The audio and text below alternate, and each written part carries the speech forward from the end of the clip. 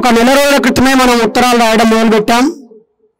వందలాది మంది వేలాది మంది ముఖ్యమంత్రి గారికి ఉత్తరం రాశారు దీన్ని ఆవిర్భవించండి.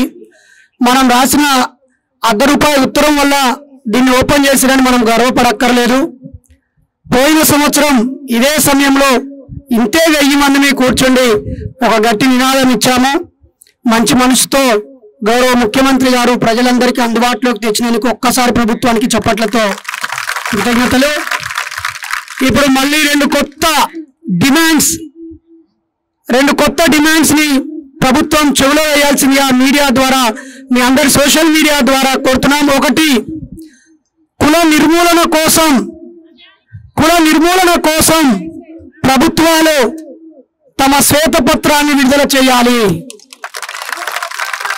కులం పేరుతో సంఘటన జరిగితే ఖండిస్తున్నారు, ఎన్కౌంటర్ చేస్తున్నారు, జైల్లో పెడుతున్నారు, శిక్షిస్తున్నారు, దండగేస్తున్నారు, ఆ కుటుంబానికి లక్షలు సాయం చేస్తున్నారు, ప్రభుత్వ ఉద్యోగం ఇస్తున్నారు, వాళ్ళకు అవసరమైతే ఇందిరమ్మ ఇల్లు లేదా కేసీఆర్ డబుల్ బెడ్రూమ్ ఇస్తారు. ఇల్లులతో కుల నిర్మూలన జరగదు, ఫ్లాట్లతో కుల నిర్మూలన జరగదు, అలాగే మీరిచ్చే లక్షలతో కుల నిర్మూలన జరగదు. ప్రభుత్వాలు చిత్తశుద్ధితో కుల నిర్మూలనకు అన్ని పార్టీలు తమ కార్యాచరణను ప్రకటించాలని ఎమ్మెల్యేస్ తరపున డిమాండ్ చేస్తా ఉన్నాం. ఇప్పటి నుంచే నిన్ననే తమిళనాడు రాష్ట్ర ముఖ్యమంత్రి ఏ గ్రామం అయితే కుల నిర్మూలన కోసం పాటుపడుతుందో ఆ గ్రామానికి 10 లక్షల రూపాయలు ప్రకటించింది. అంతకుముందు కరుణానిధి గారు ముఖ్యమంత్రిగా ఉన్నప్పుడు కులాలు మతాలు సంబంధం లేని పెరియారు పురాలను నిర్మించి ఒక్కో గ్రామానికి 100 కోట్లు ఖర్చు పెట్టి కులాంతర వివాహితులకి ప్రత్యేక గ్రామాలే నిర్మించారు. కాబట్టి ఇప్పుడు మేము ప్రభుత్వాన్ని కోరుకుంటున్నాం, రేపు డిమాండ్ చేస్తాం, అవసరమైతే అనేక రూపాయలలో ప్రభుత్వానికి తెలియజేస్తాం. కులాంతర పెళ్లిళ్ళు చేసుకున్న వాళ్ళకి 10 లక్షల రూపాయలు ప్రభుత్వమే అందించాలి. దరఖాస్తు చేసుకున్న పెళ్లి జంటలకి ప్రభుత్వమే దగ్గరుండి పెళ్లిళ్ళు జరిపించాలి.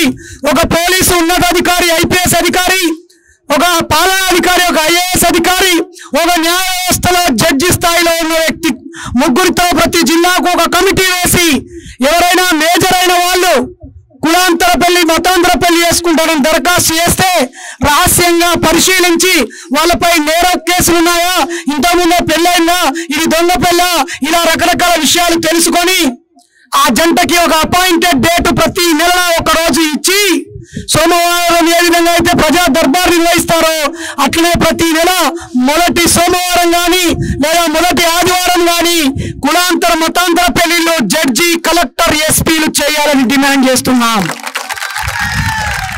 ఈరోజు ఒక కులాంతర పెళ్లి చేసుకుంటే మాల బంటిని చంపేసి ఆనందిస్తారా ఒక గౌడ సోదరుడు? నిన్న ఒక పోలీస్ ఆఫీసరు కులాంతర పెళ్లి చేసుకుంటే వాళ్ళ సొంత తమ్ముళ్ళు అన్నలో వచ్చి వాళ్ళ చెల్లెల్ని అక్కని చంపుతారా? ఈరోజు కులాంతర పెళ్లి చేసుకుంటా ఉండే వాళ్ళ ఫోటోలు దిష్టి బొమ్మల రిజిస్టర్ ఆఫీసర్లో పెట్టి నెల రోజులు అందరికీ చూపించి ఈ లోపు వాళ్ళకు భద్రత లేకుండా చేస్తారా? ఇది పనికి మాలిన పద్ధతి. ఈ రోజు బోర్డు పెట్టి రేపు కోట్లు ఎదదొబ్బి విదేశాలకు వెళ్ళిపోయే ఎదలకు 100,000 కోట్లు ఇస్తున్న ప్రభుత్వాలు, అలాగే ఇక్కడ ఉపాధి కల్పిస్తానని చెప్పి 100,000 ఎకరాలు అపార్ట్మెంట్లు నిర్మించి పారిశ్రామిక అవసరాలకి వ్యక్తిగత విలాసాలకు వాడుతున్న వాళ్ళకి 100 ఎకరాలు ఇస్తున్నప్పుడు ఈ హైదరాబాద్ పరిసరాల్లోనే ఒక 1000 ఎకరాల స్థలాన్ని కేటాయించి కులాంతర వివాహం చేసుకున్న వాళ్ళకి అక్కడ 5 గుంటల స్థలాన్ని ఇచ్చి సగౌరవంగా బతికే అవకాశాన్ని కల్పించాలి. కాబట్టి కులం పేరుతో సంఘటన జరిగినప్పుడు కొంగ జపం చేయడమో, నంగరాచి దొంగ ముచ్చట్లు చెప్పడమో, తూతు మంత్రం పరిష్కారము కాకుండా ఈ దేశాన్ని పట్టి పీడిస్తున్న కుల నిర్మూలనకు ప్రభుత్వము, రేపు ప్రతిపక్షము, రేపు అన్ని పార్టీలు ఆయా మేనిఫెస్టోల్లో కుల నిర్మూలనకు ఏం చేస్తారో ప్రకటించాకే ప్రజల్లోకి వచ్చేలాగా మనం పోరాడదాం మిత్రులారా. పోరాడదామా? ఇప్పుడు రెండో అంశం, బాబాసాహెబ్ అంబేద్కర్ గారి జీవిత పాఠ్యాంశాన్ని అన్ని కులాల వాళ్ళు, అన్ని మతాల వాళ్ళు 6వ తరగతి నుంచి 10వ తరగతి వరకు పర్ఫెక్ట్ గా చదివేలాగా పాఠ్యాంశంగా పెట్టాలి. ఈరోజు ఒక ధర్మానికి, ఒక మతానికి సంబంధించిన రామాయణాన్ని 10వ తరగతి ఉపవాచకంగా పెట్టి ముస్లింలు, క్రైస్తవులు చదవనవసరం లేదని చెబుతున్నారు. అందరూ చదవదగ్గ వ్యక్తి, తెలుసుకోదగ్గ వ్యక్తి, అన్ని మతాలు కాళ్లకు దండం పెట్టాల్సినటువంటి అర్హత ఉన్న ఏకైక వ్యక్తి బాబాసాహెబ్ అంబేద్కర్. ఒక బీసీ కడుపులో పుట్టిన పిల్లలకైనా, ఓసీ కడుపులో పుట్టిన పిల్లలకైనా, మంత్రులు, ఎమ్మెల్యేలైనా, ఐఏఎస్ ఐపీఎస్లైనా, కార్మికులైనా, కర్షకులైనా, వాళ్ళ కడుపులో పుట్టే పిల్లలకి ఇదిగో వ్యక్తిత్వం అంటే బాబాసాహెబ్ లాగా ఉండాలని వాళ్ళ పిల్లలకు చెప్పాలి. చదువంటే ఈయనలాగా చదవాలని చెప్పాలి. బతుకంటే ఈయనలాగా బతుకుమని చెప్పాలి. ఈయనలాగా ఖండాంతరాలకు నీ ఖ్యాతి విస్తరించాలని కోరుకోవాలి. కాబట్టి ఒక మతానికి సంబంధించిందో, ఒక ధర్మానికి సంబంధించిందో, ఒక సంకుచిత భావంతో లేదా ఒక కల్పితంతో లేదా ఒక ఊహతో, ఒక నమ్మకంతో వాళ్ళ ధర్మంలో భాగాన్ని అందరి ముందు రుద్దకుండా పాఠ్యాంశంగా బాబాసాహెబ్ అంబేద్కర్ జీవితాన్ని పెట్టాలని మూఢనమ్మకాల నిర్మూలన సంఘం నుంచి బాబాసాహెబ్ అంబేద్కర్ గారి పుట్టినరోజు సందర్భంగా ఈ తెలుగు ప్రభుత్వాలని కోరుతా ఉన్నాము. ఎవరైతే ఏ ప్రభుత్వం అయితే పెడుతుందో ఆ ప్రభుత్వంకే ఆ ఘనత దక్కుతుంది. 100 కోట్లు పెట్టి ఈ విగ్రహం పెడితే ఈ ఎదురుగా ఒక యూట్యూబ్ ఆయన అడిగాడు, ఈ విగ్రహం ఎవరంటే సుభాష్ చంద్రబోస్ అని ఒకడంటాడు, గాంధీ తాత వాళ్ళ ఫ్రెండ్ అని ఒకడంటాడు, ఏ పేరు చెప్తారో తెలుస్తలేదు. అట్లా అవమానించబడుతున్నాడు. కాబట్టి మన దేశ గొప్పతనం ఏ దేశానికి పోయినా భారతదేశం అనగానే 3 పేర్లే గుర్తుకొస్తాయి. ఒకటి బుద్ధుడు, ది గ్రేట్, బుద్ధుడు పుట్టిన భారతదేశం అంటారు. రెండోది ది గ్రేట్ సామ్రాట్ అశోక చక్రవర్తి పుట్టిన దేశం అంటారు. మూడోది the great symbol of knowledge Babasaheb Ambedkar పుట్టిన దేశం అంటారు. కాబట్టి ఈ 3 గురించి మన దేశ పౌరులకు చెప్పకపోతే దేశభక్తి రాదు. దేశభక్తి అంటే ఆవుచ్చ తాగడంలో లేదు. ఈ దేశం కోసం, ఈ దేశం ఎదుర్కొనే సమస్యల మీద పరిష్కారం కోసం పనిచేసిన బుద్ధుడు, పూలే, పెరియార్, నారాయణ గురు, బసవేశ్వరుడు, పండిత అయోధ్యదాసుల్లో ఉంది ఈ దేశభక్తి. కాబట్టి దేశభక్తి అంటే పక్క మతాన్ని ద్వేషించడమో, పక్క దేశాన్ని ద్వేషించడమో, లేకపోతే పక్క వాళ్ళను తిట్టడమో, కొట్టడమో, భయపెట్టడమో కాదు.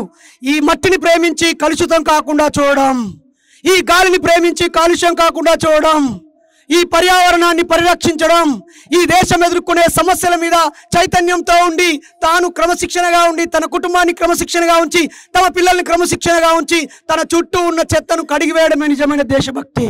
ఇక్కడ ఎంతమంది నిజమైన దేశభక్తులు చేయలేపండి. జై భీమ్, జై భీమ్. ఎవరు నిజమైన దేశభక్తులు? ఈ దేశాన్ని ప్రేమించేవాడా, పక్క మతాన్ని ద్వేషించేవాడా? ఈ దేశాన్ని ప్రేమించేవాడే నిజమైన దేశభక్తుడు. పక్క దేశాన్ని ద్వేషించేవాడు పక్క దేశంతో మనకి ఎప్పుడు శత్రుత్వాన్ని పెట్టి వ్యక్తిగత స్వార్థ ప్రయోజనాల కోసం కృషి చేస్తున్న దుర్మార్గులే అవుతారు.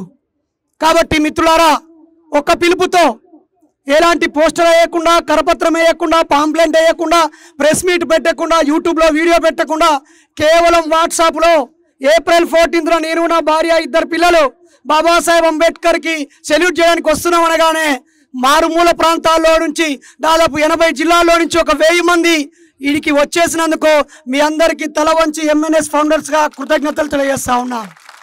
జై భీమ్.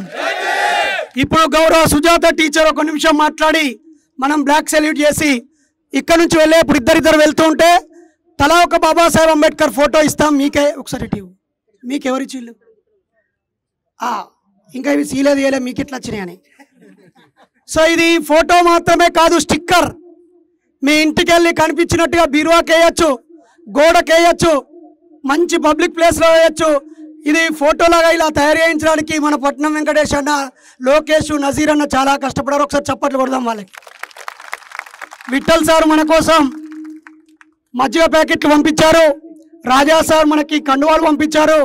అలాగే ఒకరి పేరు చెప్పడం కాదు, ఈ ఫోటో అందరికి ఇస్తాం. ప్రతి ఒక్కరు ఇక్కడ నుంచి ఇట్లా పట్టుకొని చిన్న అంబేద్కర్ బొమ్మ దాకా నలుగురం మిలిటరీ సైనికుల దాకా పోదాం.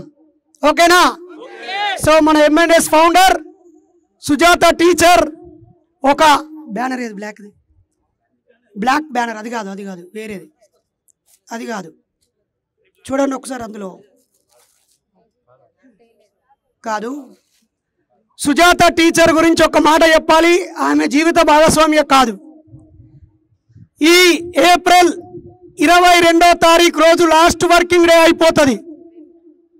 23వ తారీఖు నుండి సుజాత టీచర్ గారు జూన్ 12 మళ్ళీ స్కూల్ స్టార్ట్ అయ్యేంత వరకు చివరి వర్కింగ్ డే స్కూల్లో నుంచి బయటకు వచ్చినప్పటి నుంచి మళ్ళీ తిరిగి స్టార్ట్ అయ్యే రోజు వరకు మొత్తం 50 రోజులు సమాజంలో ప్రతి ఊరూరా తిరుగుతానని వాళ్ళ అమ్మ వాళ్ళ ఇంటికి కానీ మా అమ్మ వాళ్ళ ఇంటికి కానీ వెళ్ళమని ప్రతిజ్ఞ చేశారు.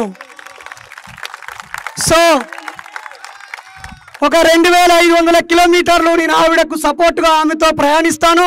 బాల్య వివాహాలు జరగద్దు, ఆవేశంతో అక్రమ సంబంధాలు ఉండొద్దు, అప్పుల బాధతో చావద్దు, అలాగే యాక్సిడెంట్లు కావద్దు, డ్రంక్ అండ్ డ్రైవ్ చేయొద్దు, అలాగే చట్టాన్ని గౌరవించాలి, రాజ్యాంగంపై అవగాహనతో ఉండాలి, బాణమతి చేతబడి చెడుపు చిల్లంగి మంత్రాలు తంత్రాలు నమ్మొద్దు, మూఢనమ్మకాలు నమ్మొద్దు, మనుషులను చంపుకోవద్దని చెప్పి నేను సుజాత గారు ఈ 50 రోజులు 50 జిల్లాలు 100 మీటింగులు 2000 మందిని ప్రత్యక్షంగా కలవడానికి ఈ సెలవులు మొత్తం అంకితం ఇస్తున్నామని ప్రకటిస్తున్నాం మిత్రులారా.